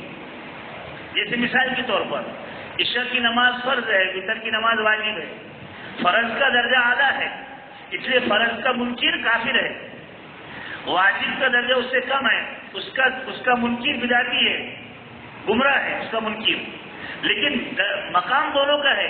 عشاء چھوڑے گا اس کی بھی قضا کرنی پڑے گی، وتر چھوڑے گا اس کی بھی قضا کرنی پڑے گی۔ اس لیے حضور اکرم صلی اللہ علیہ وسلم کی پوری زندگی میں کبھی وتر قضا نہیں ہوئی، حضور صلی اللہ علیہ وسلم کی پوری زندگی میں کبھی وتر قضا نہیں ہوئی۔ تو یہ درجہ ہے، صحابہ نے اعلیٰ درجے پر کیا، اس لیے اللہ تعالیٰ نے ان کو اعلیٰ درجے پر دیا۔ ہم کریں گے اللہ تعالیٰ ہمیں بھی دے گا، اللہ تعالیٰ ہمیں بھی عنایت فرمائے گا۔ تو صحابہ کی نسلیں ہیں، لیکن اللہ معاف کرے، جب میں گش میں مرتبہ ایک ساتھی وہاں کے تھے، وہ مجھے ایک جگہ لے گئے، ایک اڈا جیسا تھا بنا ہوا، بولے یہاں پر آپ چلے لیکن بڑی حکمت کے ساتھ، چونکہ دعوت میں حکمت بھی ہے، ہاں ہے نا، مطلوب شناسی موقع شناسی بتاتے نا، دعوت میں حکمت بھی ہے، تو آپ بڑی حکمت کے ساتھ ان سے بات کرنا۔ تو مجھ کو اس نے لے گیا گش میں، تو وہاں پر عرب لوگ، میں اس کا تذکرہ بھی نہیں کرتا، بلکہ ہم نے ساتھیوں سے بھی منع کیا تھا کہ ان کی برائیوں کا کوئی تذکرہ نہیں کرنا، لیکن بتانا اس لیے تاکہ ہم اپنی محنتوں کو بڑھائیں، اس لیے نہیں بتا رہا کہ ان کی حقارت دل میں آئے، میں تو کان پکڑ کے بیان کر رہا کہ نعوذ باللہ ان کی حقارت کے لیے نہیں بتا رہا، میں پھر کان پکڑتا، لیکن یہ بتا رہا اس لیے تاکہ ہم اپنی محنتوں کو بڑھائیں، اس کے لیے آپ کے ساتھ اس کا تذکرہ کر رہا۔ جب وہاں پر جانا ہوا تو بھائی کیا دیکھتے کہ جوا چل رہا ہے نعوذ باللہ، اور شراب اور کباب وہ جو ہے ساری چیزیں نعوذ باللہ وہ ساری وہاں پر موجود۔ وہاں پہنچے تو میرے دل سے حقارت نہیں آئی، میں نے ان کی تعریف شروع کر دی، بولے کس لیے آئے؟ کیونکہ میرے کو پہلے کا ایک تجربہ تھا، ایک مرتبہ میں نے فتویٰ بازی کی تھی تو وہ عام پر آ گئی تھی، سوڈان میں ہم جماعت میں بیٹھے تو ایک مرتبہ ایسی وہ لوگ جوا کھیل رہے تھے، میں گیا بولا حرام، اس کو بولا یہ تو حرام ہے، کیسا کیسا حرام، دلیل پیش کر بولے، جو شروع ہو گیا میرے اوپر تو میں تو خاموش ہو گیا، اس کے سامنے کون بولے گا؟ تو اس لیے اب نہیں بولا میں نے اس کو یہ حرام تم حرام کر رہے، بلکہ وہاں جا کر کے بیٹھ گئے ان کے ساتھ، اور وہاں جانے کے بعد میں پھر ان سے ماشاءاللہ مذاکرہ شروع کیا، او بھائی تم عرب ہو، نحن من الہند، ہم انڈیا سے آئے، لیکن آنے کا مقصد کیا ہے؟ انتم عرب، تم تو عرب ہو۔ قال رسول اللہ صلی اللہ علیہ وسلم احب العرب لثلاث، حضور صلی اللہ علیہ وسلم نے ارشاد فرمایا عربوں سے محبت کرو 3 وجہ سے، فإني عربی ہوں، کیونکہ میں عربی ہوں۔ ہاں، حضور صلی اللہ علیہ وسلم عربی ہے، اور حضور صلی اللہ علیہ وسلم کو اللہ نے عربوں میں بھیجا۔ عربوں میں کیوں بھیجا حضور صلی اللہ علیہ وسلم کو اللہ تعالیٰ نے؟ اس لیے بھیجا کہ عرب اصل دائی ہے۔ جی ہاں، سید صاحب رحمۃ اللہ علیہ ہم نے خود سنا، وہ فرماتے تھے عرب اصل دائی ہے۔ اصل میں کچھ عربوں کے لڑکی بھی اس وقت میں پڑھتے تھے دارالعلوم میں، تو ایسی باتیں نکل جاتی تھی، مفتی صاحب بڑی قیمتی باتیں بیان کیا کرتے تھے، اور وہ عربوں کو بھی خاص طور سے کہتے تھے، وہ کبھی آنے وانے میں کلاس میں کبھی تاخیر ہو جاتی، چونکہ وہ بڑے مالدار لوگ ہوتے نا، ان کے نخرے زیادہ ہوتے، تو اس پر مفتی صاحب بیان کیا کرتے تھے کہ تم تو عرب ہو، اور عرب اصل دائی ہے، عرب اصل دائی ہے۔ اسی لیے اللہ تعالیٰ نے حضور صلی اللہ علیہ وسلم کو عربوں میں مبعوث کیا، یہ اسلام کی گاڑی کا پیٹرول ہے۔ ہاں، اسی لیے اللہ تعالیٰ نے حضور صلی اللہ علیہ وسلم کو عربوں میں، جی ہاں، جب یہ جاگ جاتے تو کیسے جاگتے؟ جیسے میں نے اس دن بھی وہاں پر مسجد کی افتتاح میں واقعہ سنایا تھا کہ مسجد نبوی، اللہ تعالیٰ ہم سب کو اس کا دیدار نصیب فرمائے، آمین بولو۔ یہ نبیوں کے ہاتھ کی جو بنائی ہوئی مسجدیں ہیں، اس میں سے ایک مسجد نبوی ہے، مسجد حرام ہے، مسجد اقصی ہے، مسجد قباء ہے اور مسجد نبوی ہے، نبیوں کی ہاتھ کی بنائی ہوئی مسجدوں میں سے۔ تو مسجد نبوی میں بندہ بیٹھا تھا اور بہت دور بیٹھا تھا اور طبیعت تھوڑی ناساز لگ رہی تھی، پیٹھ حضور صلی اللہ علیہ وسلم کے روضے کی طرف ہو گئی تھی، نعوذ باللہ، بہت دور۔ جبکہ کوئی بھی عالم سے آپ مسئلہ پوچھیں گے تو وہ ناجائز حرام نہیں کہے گا اس کو، ہاں ناجائز حرام نہیں کہے گا۔ ہاں یہ بات اور ہے کہ مسجد نبوی کے اندر چال آرام سے چلنی چاہیے، بہت سارے لوگ دوڑ کے بھی چلتے ہیں، یہ غلط ہے، بلکہ اس کو ناجائز بھی بولیں گے تو چلے گا۔ آپ کہیں گے ایسا کیوں؟ اس کی دلیل سنو۔ جب کوئی مدینہ منورہ میں جب کوئی گھر میں پھٹی ٹھوکتا تو امی عائشہ رضی اللہ تعالیٰ عنہ جا کے اس پر ناراض ہوتی تھی کہ تو یہ کیا کر رہا ہے، رسول اللہ کو تکلیف دے رہا ہے، تیرے یہ عمل سے، یہ ٹھک ٹھک کرنے سے رسول اللہ کو تکلیف ہوگی۔ لیکن یہ پیٹھ بہت دور اور پیٹھ یہ ناجائز نہیں ہے۔ لیکن وہ ایک گھر میرے پاس آیا، بس اللہ نے تربیت کرا دی، آ کر کے کہنے لگا شیخ توجہ الی روضۃ رسول اللہ، ادھر کیا منہ کر کے بیٹھا ہے، رسول اللہ کے روضے کی طرف پھر، رسول اللہ کے روضے کی طرف رک کر۔ یقین مانے دل دہل گیا اور واقعی میں نے دیکھا اس کو تو وہ عرب تھا اور سب بات یاد آئی کہ یار اصل عشق والے لوگ یہ ہیں، ہمارے پاس عشق کے دعوے ہیں، ان کے پاس اصل حقیقت ہے۔ ہاں واقعی میں ایک اور عربی سے وہاں بحرین کے اندر مظفر بھائی بھی ساتھ میں تھے ماشاءاللہ، بلال مسجد کے اندر ایک عرب تھا سعودی سے آیا، اس سے ملاقات کی، یقین مانو میری نگاہ اس کے چہرے سے نہیں ہٹ رہی، اس کو دیکھ کر کہ اللہ یاد آ رہا، دل بولتا ہے اس کو دیکھ کے، دبلا پتلا سا تھا اور بڑا، اور اتنی تواضع ایسے اخلاق اس کے اندر، میں نے اس سے تھوڑی بات بھی کی تو ایسا، اور اتنے تواضع والا اخلاق والا کہ جس کو دیکھ کر کے اللہ یاد آ رہا۔ حضور صلی اللہ علیہ وسلم نے ارشاد فرمایا اذا ذکر اللہ، ایمان والا وہ ہوتا ہے جس کو دیکھ کر کے اللہ یاد آ جائے، جس کو دیکھ کر کے اللہ یاد آ جائے، جس کو دیکھ کر کے اللہ یاد آ رہا تھا۔ تو میں نے اس سے کہا کہ انتم عرب، تم عرب ہو، اور حضور صلی اللہ علیہ وسلم نے فرمایا فإنی عربی، میں عربی ہوں۔ اللہ نے حضور کا اولا عربوں میں بھیجا، حضور ساری دنیا کی طرف مبعوث ہے، لیکن قوم عرب میں حضور پیدا ہوئی۔ حضور تو سارے عالم، سارے کائنات کے نبی ہے، جہاں تک خدا کی خدائی ہے وہاں تک محمد صلی اللہ علیہ وسلم کی مصطفیٰ ہے۔ جی ہاں، تو وہ بڑے خوش ہو گئے، فإنی عربی ولغت القرآن عربی، اور تمہاری زبان وہ ہے جو قرآن کی زبان ہے، تمہاری زبان وہ ہے جو جنت والوں کی زبان ہے۔ تو بڑے خوش ہو گئے۔ اب تو میں نے یہ نہیں کہا کہ ہم تم کو جمعے سے اس سے روکنا ہے، میں نے کہا نحن جینا لنستفید منکم، ہم تو تم سے استفادہ کرنے آئے ہیں، تم تو اعلیٰ درجے کے لوگ ہو۔ اور ماشاء اللہ ایسے خوش ہو گئے، آؤ بولے شیخ بیٹھو، اور بڑا اکرام کیا اور پھر بات لی۔ اس لیے دعوت میں ایک بات یہ بھی سمجھے، تعریف کرنی چاہیے۔ ہاں قرآن کریم کا بھی انداز دعوت ہے۔ قرآن کریم میں اللہ تعالیٰ نے جہاں زنا کی جو سزا ہے اس کو آیت میں بیان نہیں کیا، اس کو حدیثوں میں بیان کیا گیا، آیت میں بیان نہیں کیا۔ کیوں؟ یہ قرآن تو سب کے لیے ہے، مسلمان کافر سب اس کو پڑھے۔ اب کافر پڑھے گا کہ زنا کی اتنی سخت سزا ہے وہ تو آئے گا ہی نہیں۔ یہ قرآن کا بھی طریقہ ہے کہ ایک دم ٹوٹ نہیں پڑنا، ہاں ایک دم ٹوٹ نہیں پڑنا، اس کو حکمت کے ساتھ۔ تو ماشاءاللہ وہ لوگ بڑے خوش ہوئی۔ لیکن آپ کو سنانے کا مقصد یہ ہے کہ میرے عزیزوں وہ کس چیز میں مبتلا ہو گئے، کس چیز میں مبتلا ہوئی۔ حضور صلی اللہ علیہ وسلم کے صحابہ کی نسلیں ہیں، لیکن کس چیز میں مبتلا ہوئی؟ کہ ہمارے محنتوں کی کمی کی وجہ سے۔ جی تو پھر ماشاءاللہ ان سے بات چیت کی، بہرحال پھر اس طریقے سے الحمدللہ محنتیں کی گئی، اور خاص طور سے ہم نے چونکہ وہاں پر بحرین کے اندر ساری دنیا ہی جمع ہے، ساری دنیا کے لوگ ہیں، تجارت کی منڈی ہے نا، بحرین تو تجارت کی منڈی ہے۔ حضور صلی اللہ علیہ وسلم کے زمانے میں بھی ایک صحابی نے فرمایا یا رسول اللہ صلی اللہ علیہ وسلم انی ارید البحرین، میں بحرین جانا چاہتا ہوں تجارت کے لیے۔ آپ نے فرمایا جاؤ 2 رکعت نماز پڑھ لو، یعنی اللہ کو ساتھ لے کر کے جاؤ۔ حضرت عمر رضی اللہ عنہ کے زمانے میں بحرین سے کچھ کو آیا تھا، تو یہ تجارت کی منڈی ہے، تو یہاں پر ساری دنیا جمع ہے، دینار کمانے کے لیے آتے۔ تو لیکن خاص ملک وہ عرب ہے، خاص ملک عرب ہے، اس لیے ہمارے مرحوم شکیل بھائی رحمت اللہ علیہ بڑا نقصان ہو گیا، حضرت کا انتقال ہو، اللہ تعالیٰ ان کی مغفرت فرمائے۔ ہاں ان کے لیے دعا کرتے رہے۔ دیکھو اپنے بڑوں کو ہمیشہ یاد رکھنا چاہیے، اپنے بڑوں کو ہمیشہ یاد رکھنا چاہیے. وہ جس کو بزرگوں کی روایت نہ رہے یاد، وہ جس کو بزرگوں کی روایت نہ رہے یاد، اس شخص کی لوگوں کو کوئی پہچان نہیں.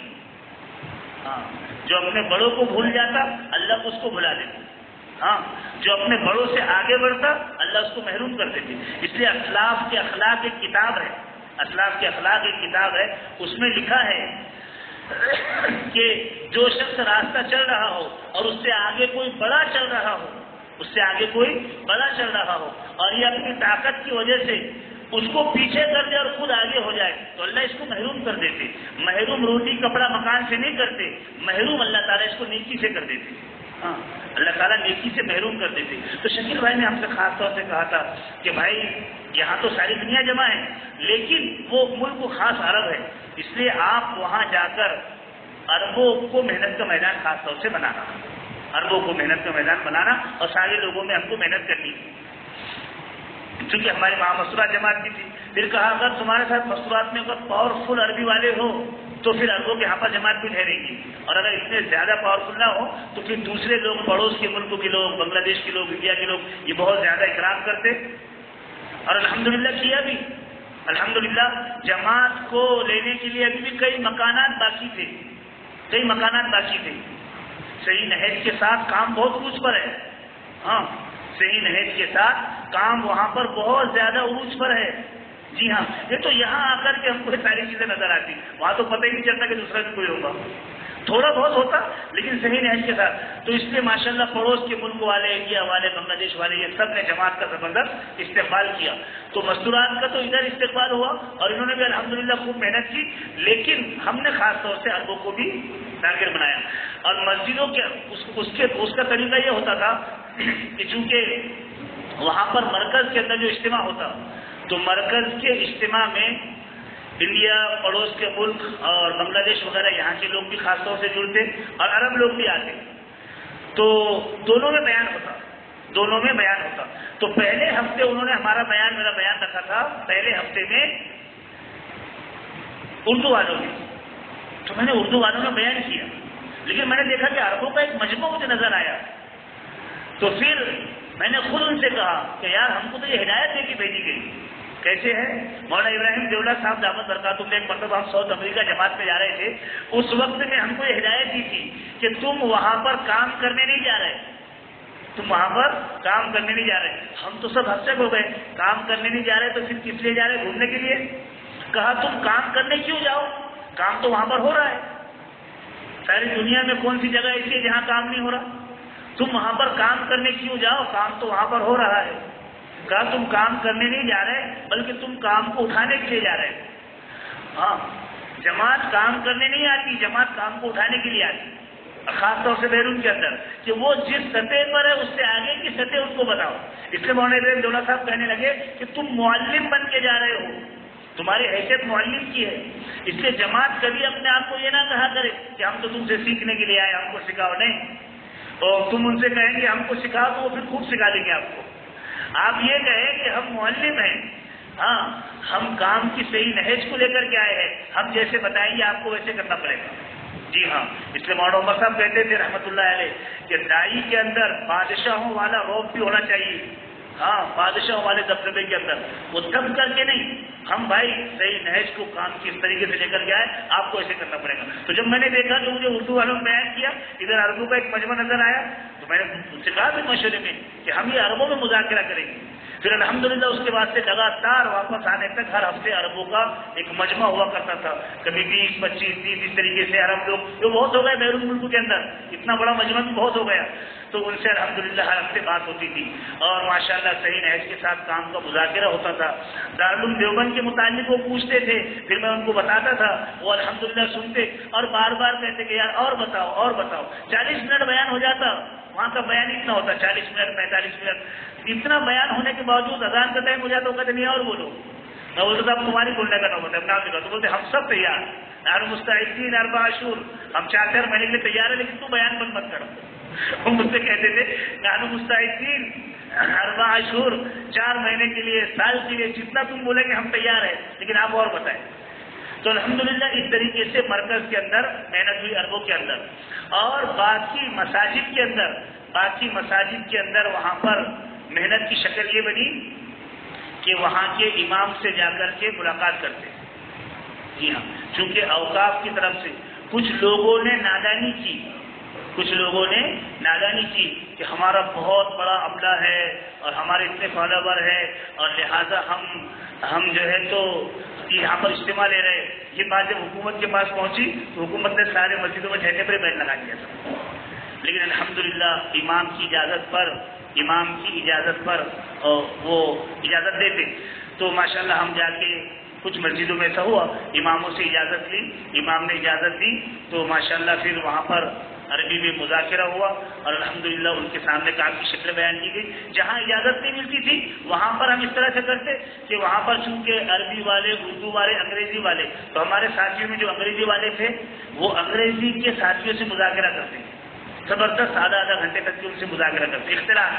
اختلاط بیرون کے اندر بہت اہمیت رکھتا تو وہ آدھا گھنٹہ اس سے مذاکرہ کرتے، ماشاءاللہ پوری نوعیت سمجھاتے، کام سمجھاتے، اس کو تیار کرتے. اسی طریقے سے جو اردو والے ہوتے وہ اردو میں بھی، پڑوسی ملک والے، انڈیا والے، بنگلہ دیش والے یہ اردو سمجھ لیتے تھے اردو میں، اور میں تلاش کرتا تھا عربوں کو جو عربی ہوتے ان کے پاس جا کر کے بیٹھتے. تو اس طریقے سے ماشاءاللہ یہ محنتیں ہوتی رہتی تھی. اور اسی طریقے سے خواتین کے اندر بھی زبردست انداز میں وہ اپنی اعتبار سے محنتیں کرتی تھی. تو میرے عزیز و دوستو بزرگوں، میں یہ بتا رہا تھا کہ من النبیین والصدیقین کہ صدیقین میں جو صحابہ ہے اول نمبر پر اس میں حضرت اعلیٰ حضرمی رضی اللہ تعالیٰ عنہ وہاں محنت کو لے کر کے آئے تھے. اور وہاں محنت کو لے کر کے آنے کے بعد انہوں نے زبردست محنت کی اور پھر وہاں پر پورے ملک اعلیٰ درجے کا دیندار، اعلیٰ درجے کی کیفیت والا بن گیا تھا. اس کے بعد میں بھی تھوڑا بگاڑ آیا، لیکن پھر عمر بن عبدالعزیز رحمۃ اللہ علیہ نے بھی ایک جماعت وہاں پر بھیجی تھی. چنانچہ عمر بن عبدالعزیز رحمۃ اللہ علیہ کے زمانے کی عمر بن عبدالعزیز رحمۃ اللہ علیہ کے نام پر ایک مسجد بھی وہاں پر بنی ہوئی ہے. عمر بن عبدالعزیز رحمۃ اللہ علیہ نے ساری دنیا کے اندر ایک کام کی شکلیں بنائی تھی، زبردست انداز میں کام کی محنت کی شکلیں بنائی. تو عمر بن عبدالعزیز رحمۃ اللہ علیہ کے زمانے کی وہاں پر ایک مسجد بھی بنی ہوئی ہے. اور اسی طریقے سے اہل اللہ کا، اللہ والوں کا رجوع بھی وہاں پر بہت زیادہ ہے. جی ہاں، چنانچہ مولانا عاشق الہی صاحب کے جو فرزند ہے مفتی عبدالرحمان کوثر، یہ ماشاءاللہ وہاں پر سارے ملک کو گویا کہ حلال کھلا رہے ہیں. ورنہ کھانے کے اندر بھی حلال حرام کی کوئی تمیز نہیں ہوتی، یہ سارے ملک کو الحمدللہ حلال کھلا رہے. اسی طریقے سے ہمارے بڑے بڑے علماء کرام بھی وہاں پر آتے رہتے. چنانچہ ہمارے دور میں مولانا الیاس گمن صاحب دامت برکاتہم یہ آئے، ہماری پوری جماعت حضرت سے ملاقات کرنے کے لیے گئی. حضرت کے سامنے جب یہ تذکرہ نکلا کام کے محنت کے تعلق سے، نہج کے تعلق سے، تو میں نے دارالعلوم دیوبند کا تذکرہ چھیڑا تو مولانا الیاس گمن صاحب کہنے لگے کہ بھائی دارالعلوم تو ہمارا استاد ہے، دارالعلوم تو ہمارا بڑا ہے، ہم تو اس کے ذرے ہیں، وہ جو کہے ہم سر ہوئے یعنی بال کے سرے کے برابر بھی اس کی نافرمانی نہیں کر سکتے. مولانا الیاس گمن صاحب نے دارالعلوم کو بہت سراہا، ان کے سامنے میں نے بات بیان کی تو مولانا بہت، اور پھر بعد میں مجھ سے کہنے لگے، میں نے کہا حضرت دعا، کہ وہ کیا کہا کہ بھائی بولے دعا تو ہم کو تم سے کرانی چاہیے کیونکہ تمہاری نسبت دارالعلوم دیوبند کے ساتھ جڑی ہوئی. اللہ اکبر. یہ بات پر ان کے یقین مانو دل رویا کہ ہے یہ لوگ دیکھو کیسے پہچانتے، لیکن آج ہم یہاں رہنے کے باوجود اس کی عظمت کو نہیں پہچانتے. تو میرے یہاں اس کا تذکرہ نکلا. الحمدللہ پورے ملک کے اندر محنت کی جو شکلیں ہیں تو صحیح نہج کے ساتھ میں شکلیں ہیں، اور اسی طریقے سے ان کا جو پیغام ہے وہ میں آپ کے سامنے رکھنا چاہ رہا ہوں. وقت بھی ہو رہا ہے، اس لیے ان کا پیغام یہ ہے کہ انہوں نے یہ کہا، خاص طور سے جب ہماری جماعت روانہ ہو رہی تھی تو اس وقت میں پورے بحرین کے ذمہ دار جمع ہوئے تھے. جی ہاں، اسی طریقے سے ان کے ہر مشورے میں امن عبداللہ شرکت ہوئی، ایک مشورے کے علاوہ ہر مشورے میں ان کی شرکت ہوئی.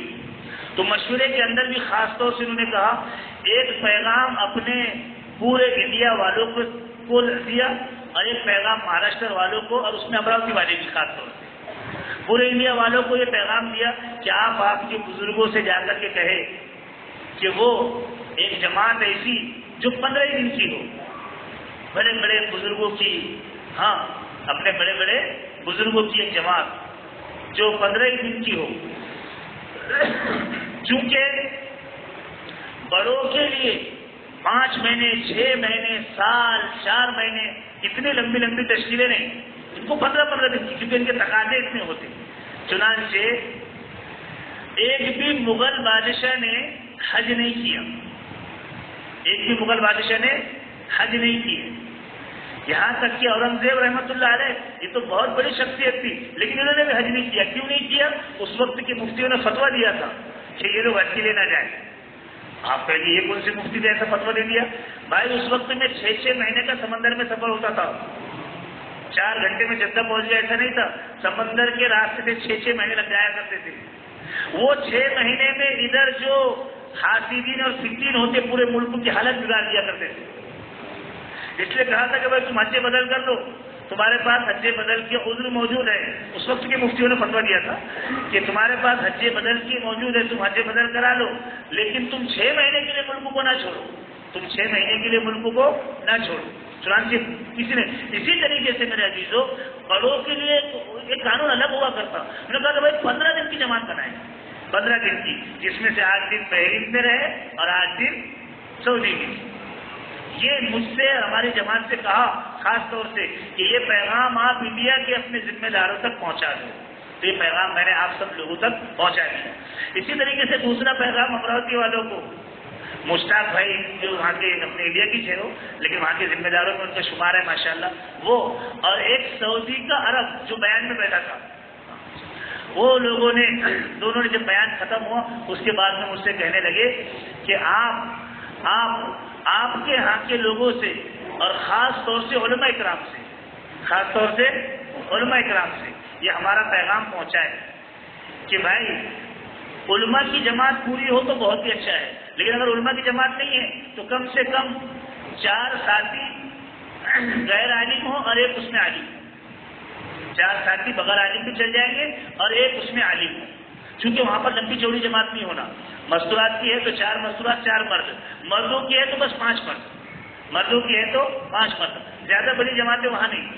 لیکن اس میں انہوں نے شرط لگائی، وہ سعودی والا جو ذمہ دار تھے انہوں نے خاص طور شرط لگائی کہ عالم ہو اس کے اندر عالم ہو.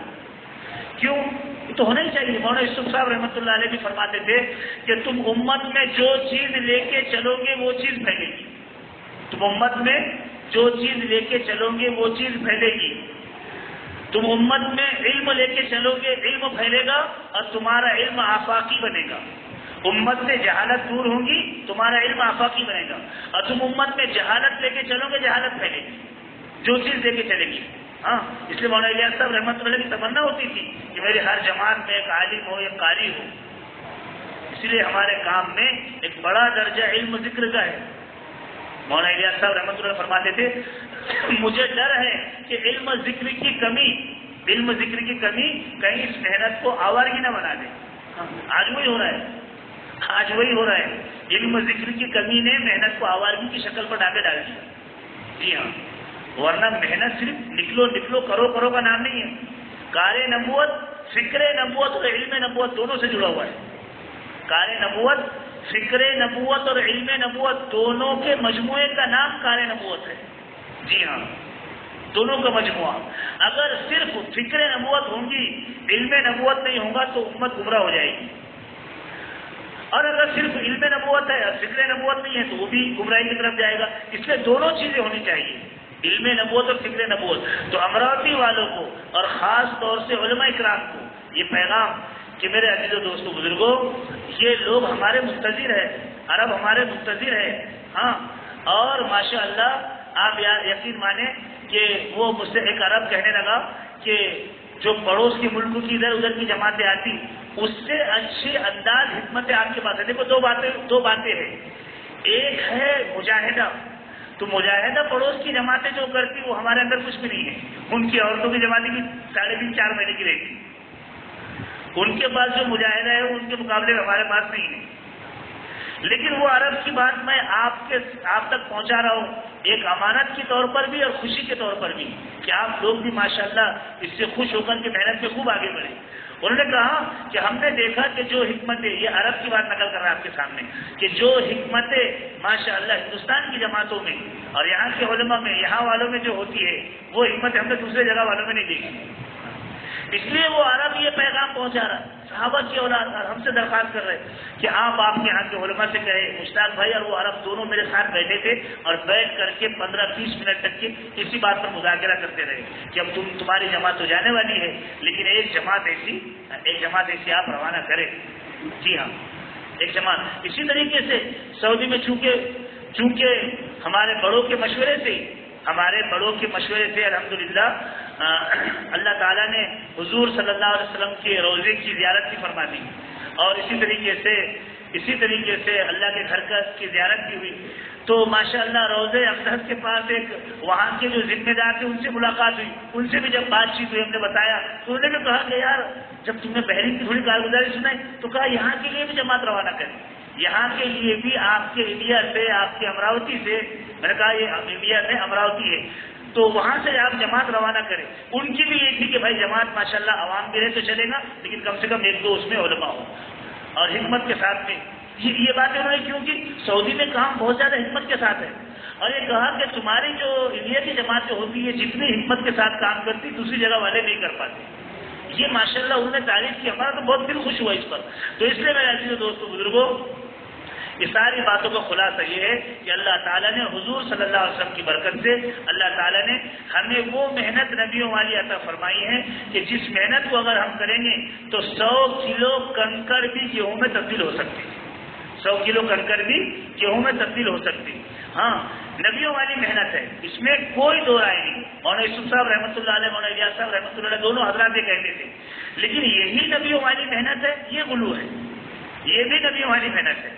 جی ہاں، نبیوں والی محنتیں اور بھی ہے، جیسے میں نے آپ کو ابھی بتائی خانقاہ مدارس وغیرہ، تو نبیوں والی محنت میں یہ بھی ہے، یہ بھی نبیوں والی محنت کے ساتھ میں ملحق ہے۔ جی ہاں، اور ملحق پر بھی اللہ تعالیٰ وہی دیتے۔ جی ہاں، اسی لیے اللہ کے راستے میں خرچ کرنے پر جو صحابہ کو ثواب ملا، اللہ تعالیٰ ان کے ساتھ الحاق کر کے ہمیں بھی دے گی۔ کیا ثواب ملا؟ چونکہ بیرون سے جماعت آئی، بیرون کی تشکیل ہو رہی تو اس میں مال بھی لگتا نا، تو اب سنیں، نیکی اور برائی میں 3 طرح کا فرق ہے۔ نیکی اور برائی میں 3 طرح کا فرق ہے۔ ایک فرق یہ ہے کہ نیکی وجود میں آنے کے بعد مٹتی نہیں، برائی مٹ جاتی، ان الحسنات یذھبن السیئات، برائی معاف ہو جاتی، نیکی باقی رہتی۔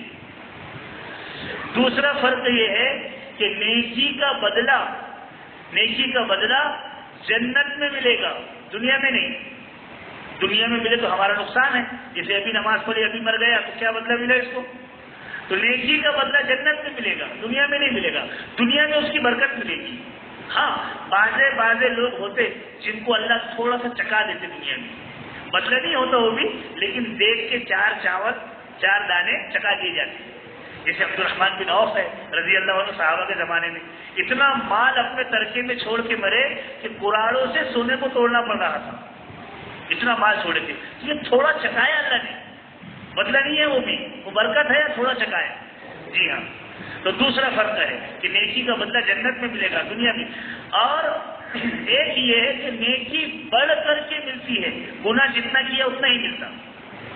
یہ اللہ کی شان کریمی ہے، یہ اللہ کی عدل کا تقاضا تو یہ تھا کہ گناہ پر بھی عذاب دیا جائے، بڑھ کر کے دیا جائے، لیکن نہیں، اللہ کی شان کریمی کہ گناہ جتنا کیا اتنا ہی سزا، اور نیکی کا ثواب بڑھ کر کے ملے گا۔ لیکن 2 عمل ایسے ہیں جس کا ثواب اللہ نے ڈکلیئر نہیں کیا۔ ایک ہے روزہ، اس کا ثواب ڈکلیئر نہیں کیا گیا، اور ایک ہے اللہ کے راستے میں خرچ کرنا۔